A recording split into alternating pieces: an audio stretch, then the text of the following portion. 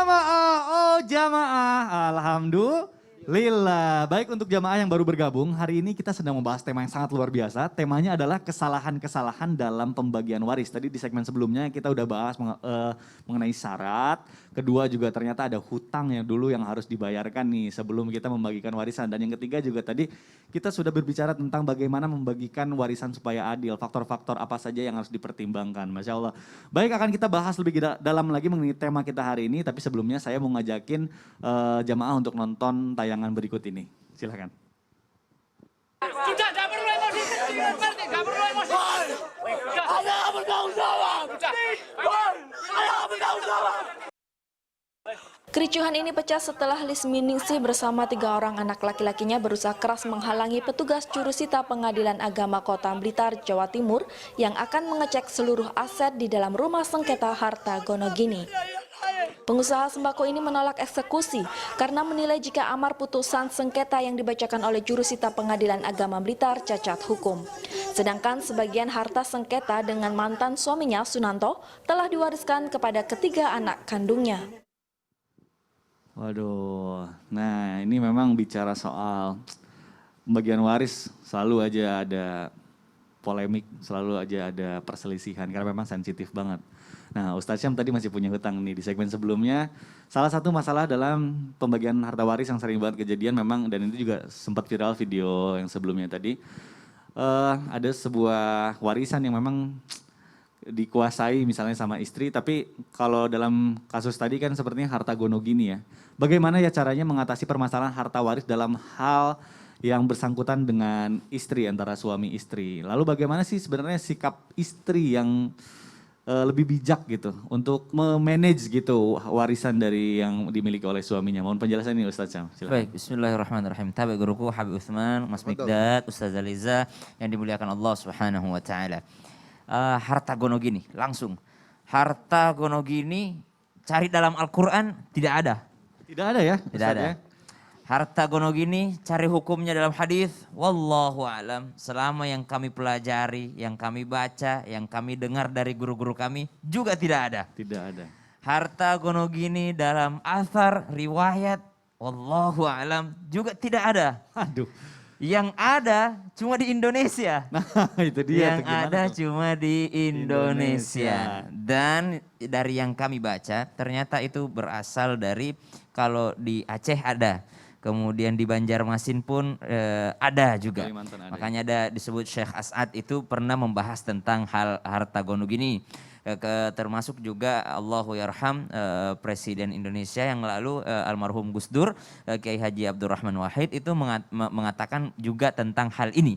Lalu bagaimana kita ngambil hukumnya? Nah, gimana nggak nih? ada di Quran, nggak ada di hadis, nggak ada di tradisi Islam. Lalu bagaimana nih? Islam memandangnya bagaimana? Oh ternyata Islam memandangnya ya sudah, bahasa Al-Quran cuma menyebutkan seperti ini. Wassulhu khair, dan silah itu lebih baik. Apa itu silah? Menyambung, berkomunikasi, berdiskusi. Kalau seandainya harta yang mau kita bicarakan ini adalah hasil kerja bersama. Hasil kerja bersama. Jadi penghasilan itu bisa dibicarakan dengan baik. Wassulhu khair. Ya silahnya memperbaiki, dibicarakan yang mana sih sebenarnya yang hak kamu, gaji kamu, yang mana sebenarnya yang hak saya. Bukan serta-merta baru nikah 1 minggu, 1 pekan, nggak pernah kerja bareng, suaminya meninggal dunia atau terjadi perpisahan, langsung minta hak. Harta Gonogini mana? Aduh. Harta Gonogini mana? Minta ke pengadilan. Ini harus ada harta Gonogininya. Gimana nggak viral? Gimana nggak heboh? Kalau seperti itu, nggak pernah kerja bersama, nggak pernah usahanya adalah usaha istrinya, si istri usaha suaminya, si istri hanya menyimpan uang tersebut karena suaminya juga berakhlak misalnya, kasih aja istrinya gitu kan. Dan menjadi hak siapa pada saat itu? Makanya memang harus dibicarakan dengan baik. Lalu sekarang kita tadi di awal mengatakan bahwa tidak ada dalam Al-Quran, tidak ada dalam ini, tidak ada dalam ini, cuma ada dalam adat istiadat. Boleh nggak adat istiadat itu dijadikan hukum, landasan hukum? Boleh, boleh saja. Kalau itu tidak ada saling menzalimi antara satu dengan yang lainnya dan tidak tumpang tindih dengan hukum Al-Quran. Yang dikhawatirkan adalah ketika kita mengambil hukum adat istiadat, ternyata hukum adat istiadat ini tumpang tindih dengan hukum Al-Quran. Kata Al-Quran misalnya si anak punya hak segini, kata adat istiadatnya tidak, bagi dulu harta gono gini suaminya dengan istrinya, berarti menentang hukum Al-Quran. Berarti tidak boleh mengambil adat kalau dia bertentangan dengan hukum Al-Quran. Al-Quran datang tidak menghapuskan adat istiadat. Islam datang tidak menghapuskan serta-merta adat istiadat. Oh banyak kok yang adat istiadat masih kita pakai, peci. Adat istiadat itu peci, Betul. kemudian celana misalnya. Dalam Islam disebutkan saja tutup auratmu gitu. Terserah mau pakai gamis kah, mau pakai jeans kah, mau pakai celana bahan kah. Wallahu alam gitu ya. Betul. Karena disebut saya tutup auratmu, pakai pakaian yang pantas gitu ya, yang dikenal di tempatmu gitu. Jadi kalau misalnya ada hukum istiadat, adat istiadat, jangan sampai dia tumpang tindih dengan hukum Al-Quran dan hukum As-Sunnah. Kembali, harta gono gini itu adalah hanya ada dalam adat istiadat, tidak ada dalam Al-Quran dan hadis selama yang kami pelajari, tapi itu bisa dijadikan landasan hukum jikalau tidak bertentangan dengan Al-Quran. Allahu alam. Kalau ditanyakan bagaimana seorang istri yang mau menguasai harta suaminya, Betul. Atau sebaliknya? atau sebaliknya, yaitu pertanggungjawabannya di hadapan Allah Subhanahu wa taala dua. Betul.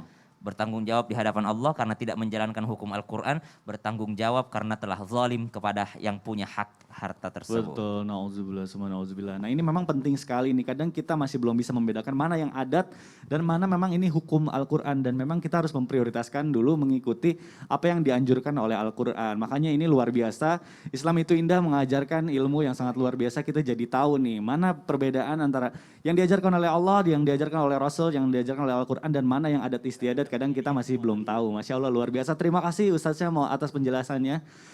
Dan ini kita bicara soal warisan. Dalam warisan itu benar tadi kata Ustaz Syam banyak sekali mengandung hak-hak orang lain. Nah kadang ini yang menjadi permasalahan yang menjadikan perselisihan atau pertengkaran itu kadang ada orang atau oknum yang suka menunda-nunda pembagian hak anak kandung atau bahkan anak angkat dari si pewaris. Nah ini seperti apa pandangan Islam terhadap pembagian waris?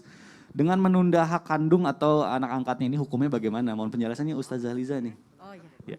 Izin Ustazah, Pak Iya. Usman, Assalamualaikum warahmatullahi wabarakatuh. Waalaikumsalam warahmatullahi wabarakatuh. Salah satu permasalahan yang terjadi di tengah masyarakat perihal harta warisan adalah menunda pembagian harta warisan. Penundaan pembagian harta warisan tersebut berbagai alasan dikemukakan. Ada yang mengatakan masih ada bapak yang udah tua, kasihan jangan dibagi. Oh masih ada anggota keluarga yang belum mampu membeli rumah atau membangun rumah. Atau ada lagi yang mengatakan oh bisa jadi nilainya bisa lebih tinggi kalau kita tunda pembagian harta warisan itu. Di antaranya masih ada salah satu orang tua yang masih hidup, adanya harapan nilai jual yang lebih tinggi di waktu mendatang, adanya salah satu anggota keluarga yang masih menempati rumah tersebut. Yang perlu dipahami oleh kita semua wahai jamaah Islam itu indah, sejak awal adalah harta warisan merupakan hak bagi setiap orang yang secara sah menjadi ahli waris. Karena apa? Karena ini menjadi hak, maka pemilik hak dapat meminta kapanpun ia mau. Baik ketika ia membutuhkan atau ketika ia tidak butuh. Dan karena harta warisan adalah hak, maka menunda pembagian warisan tanpa adanya kerelaan, tanpa adanya keridhaan dari semua ahli waris adalah sebuah tindakan yang tidak dibenarkan di dalam agama Islam. Karena penundaan ini menjadi hak orang lain pun menjadi terganggu. Beda masalahnya kalau penundaan ini merupakan kesepakatan dengan penuh kerelaan. Meskipun ingat, hal ini akan menjadi atau tidak menutup kemungkinan akan terjadi masalah di masa yang akan datang. Betul. Contoh, si ibu, si bapak punya anak Betul. ABCD. Kata si A, nggak usah dijual dulu itu rumah karena si D masih nempatin rumah kasihanan. Nggak tahu kemudian usia nggak ada yang tahu si A meninggal, si D meninggal. Si A punya anak, si D punya anak. Betul. Karena nggak dibagi terlebih dahulu, si D ngerasa udah dari awal lahir di situ. Betul. Gak mau dia ngejual atau membagi harta warisan. Ini kan punya bapakku, dia gak tahu kalau ada hak saudari ayahnya. Betul. Begitupun dari keluarga si A. Dia gak mau tahu di situ ada hak orang tuanya. Nah inilah yang perlu kita pahami bahwa pembagian hak warisan bukan langsung untuk dijual. Tapi untuk dibagi per porsinya agar tidak ada permasalahan di masa yang akan datang. Betul. Ingat dalam Al-Quran Allah Subhanahu wa Ta'ala berfirman, A'udzubillahi minasyaitonirrajim. Lirrijali nasibum mimma tarakal walidani wal aqrabun. Walin nisa'i nasibum mimma tarakal walidani wal aqrabun. Mimma qalla minhu aw kathur nasiban mafruḍa. Bagi orang laki-laki ada hak bagian dari harta peninggalan ibu bapak dan kerabatnya. Begitupun orang wanita ada hak bagian pula dari harta peninggalan ibu bapak dan kerabatnya. Baik sedikit ataupun banyak menurut bagian yang telah ditetapkan. An-Nisa ayat ke-7. Ingat jangan terlalu cinta dunia. Semuanya juga bakal mati. Orang kaya mati, orang miskin mati, raja-raja mati, rakyat biasa Mati. Bang Mikdad, Mati. Aziza masih ada. Gak berani saya bilangnya, kan nanti maksudnya. Saya gak berani jawab makanya nanti. Iya, mudah-mudahan hal ini tidak menjadi kebiasaan masyarakat Indonesia untuk menunda hak warisan. Wallahu alam. Aduh luar biasa, ini Gitu, memang Bang Mikdad. benar-benar kalau bicara soal warisan sensitif banget ya. Karena orang bilang harta warisan itu panas. Panas betul. Banyak sengketa di dalamnya. Makanya harus dibicarakan dari sekarang. Luar biasa. Baik jamaah, sudah semakin banyak nih pertanyaan yang masuk ke sosial media Islam itu indah. Makanya tidak usah berlama-lama. Sekarang kita akan masuk ke segmen Tanya Dong Ustadz. Kami semua tanya dong Ustaz. Masya Allah nih Ustaz Syam. Banyak pertanyaan masuk nih Pasti di media banyak Bib, sosial ini Islam aku lagi itu indah nih. nyari-nyari aja nih Bib. Sama, nih. Oke. aneh juga cari juga deh nih. Siap Bib, Alhamdulillah udah ketemu nih ya Bib Oh, ya. Masya Insya Allah Allah. kita interaksi dulu sama jamaah yang ada di rumah. Terima kasih banyak yang sudah mengirimkan pertanyaannya dan mohon maaf kalau seandainya ada pertanyaan yang terlewat. Itu bukan kami abaikan tapi insya Allah bisa jadi tema ataupun mungkin dijawabnya di lain waktu. Dan terus pantengin Islam itu indah. Langsung nih Habib ya, Boleh, pertanyaan pertama ya Habib ya. tafadhol. Dari @sukmariniari. Oh, tanya dong Ustadz. Assalamualaikum warahmatullahi wabarakatuh. Waalaikumsalam warahmatullahi wabarakatuh. Pak Ustadz almarhum, Pak Ustadz almarhum ayah saya. Oh, Pak bukan Ustadznya almarhum. Oh iya, Pak Ustadz almarhum ayah saya anak terkecil dari keluarga kakek, anak bungsu nih. Pada saat kakek meninggal, warisan yang ada dikuasai oleh kakaknya yang perempuan dan yang laki-laki.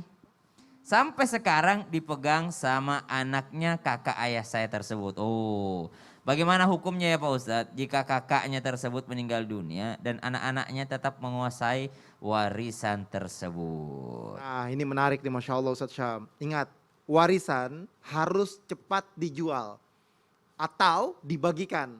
Ketika misalkan ada satu petak atau satu tempat, dia harus dipetak-petakin atau dijual atau dibagikan sesuai dengan syariat. Jangan salah satu dari kalian menguasai harta warisan tersebut. Jadi nggak boleh nih dikuasain anaknya atau dikuasain sama yang paling tuanya atau dikuasain sama yang paling bungsunya, nggak boleh. Barang siapa yang lari dengan membawa warisan ahli warisnya, Allah akan memutuskan warisannya di dalam surganya Allah Subhanahu wa taala nanti pada hari kiamat. Jadi ingat, wajib bagi kita untuk membagikan warisan. Jangan sampai hak kita ini dicabut oleh Allah Subhanahu wa taala. Dan siapa orang yang sengaja menguasai, dia ambil hak waris orang lain, maka dia adalah orang yang zalim. Dan ketika dia meninggal dan belum bertobat kepada Allah Subhanahu wa taala, dia meninggal dalam keadaan su'ul khatimah. Ingat, jangan sampai kita memakan yang bukan hak kita. Jangan sampai gara-gara warisan ribut. Jangan sampai gara-gara warisan berantem. Kakak sama adiknya, ibu sama anaknya, anaknya terhadap siapa lagi? Keluarganya semuanya. Akhirnya dampaknya besar yang didapatkan. Oleh karena itu, kita berharap akan ridhonya Allah Subhanahu wa taala. Ilmu waris ini sensitif. Wajib kita pelajari. Gak bisa pelajarin, tanya sama guru kita. Tanya orang yang mengerti dan paham ilmu waris. Insya Allah, kalau kita nanya sama guru kita, orang yang pintar, orang yang mengerti, memahami ilmu waris, insya Allah berkah kehidupan kita gak zalim terhadap keluarga kita, dan kita tidak memakan yang bukan haknya. Gitu Ustaz Syam. Gantian nih. Oh subhanallah. Sekarang Jangan ada yang mau sampai nanya. zalim. Siap Habib. Dari Instagram @hamidfadiyah. Oke. Tanya dong Ustaz Syam. Siap, Habib. Assalamualaikum Ustaz Syam. Waalaikumsalam warahmatullahi wabarakatuh Hamid. Jika ada warisan, warisannya ini emas yang belum dibagikan dan jumlahnya cukup banyak. Bagaimana hukum zakatnya? Siapa yang membayarnya? Terima kasih Ustaz Syam. Tafadholu. Oh Masya Allah. Jadi zakatnya keluar dari yang ahli waris. Lah belum dibagikan Ustaz. Siapa suruh belum bagi? Ya. Jadi memang harus dibagi. Karena harus keluar zakatnya. Bagaimana kalau yang nahan itu ibu kita? Ingatkan ibu kita. Ibu saya mau keluarkan zakatnya. Bukan saya meminta ini untuk menguasai semuanya ibu. Tidak. Tapi karena saya harus mengeluarkan zakatnya. Karena yang keluar zakatnya itu adalah orang yang namanya menguasai atau memiliki hak tersebut. Memiliki hak. Nah sekarang haknya tertunda. Masih kepada orang lain. Maka itu harus segera untuk dimiliki. Itu sebenarnya yang pertama. Ada solusi yang kedua. Solusi yang kedua bagaimana? Solusi yang kedua, anggap saja harta tersebut belum kita miliki seutuhnya. Karena yang keluar zakatnya adalah harta yang kita miliki seutuhnya. Misal ada sebenarnya orang uangnya banyak, tapi dia utangin ke orang. Dia utangin ke orang. Bagaimana hukumnya? Maka dia tidak miliki seutuhnya. Zakatnya tertunda. Jadi wallahu alam harus memang segera dibagi supaya apa? Supaya jelas pengeluaran zakatnya juga. Pertanyaan ketiga Bib, masih ada ya? Masih. Kalau pembagian harta ini pertanyaan saya aja nih. Dan pertanyaan jamaah Boleh, sebenarnya. boleh. Tapi jadi tema nanti insya Allah. Pewaris ini sudah meninggal. Tapi gimana orang yang udah minta harta waris padahal pewarisnya masih hidup? Nah, tadi kan Ustaz Syam udah bilang. Gimana tuh? Berarti nyumpain orang tuanya dong. Widih, jangan Bib. Kan masih hidup. Oh iya ya. Minta Bukan saya bagian bilang itu waris. tadi Mikdad. Oh. Iya. Itu gimana itu Bib? Caranya, Caranya pegang handphone. pegang handphone. Share ke semua saudara-saudaranya, teman-temannya. Bahwa? Nonton Islam itu indah biar ngerti ilmu faraid. Iya. Biar jangan. mengerti dan paham ilmu Benar, waris. yang susah kalau yang ngerti cuma satu. Yang Betul. lain nggak ngerti ya berantem. Betul. Oke, kalau begitu harus benar-benar di-share supaya kita sama-sama paham insya Allah. Kalau begitu jamaah, jangan kemana-mana, tetap di Islam itu indah. Jamaah, oh jamaah. Alhamdulillah.